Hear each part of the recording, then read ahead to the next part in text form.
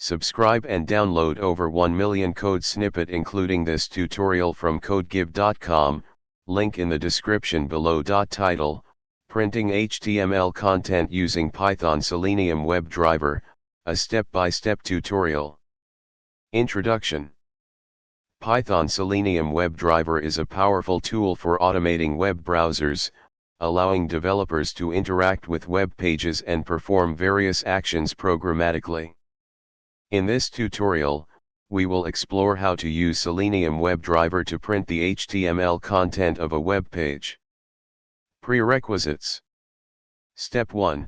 Set up your Python environment. Step 2. Initialize the WebDriver. Step 3. Navigate to the web page. Step 4. Retrieve and print the HTML content. Step 5. Close the WebDriver. Putting it all together.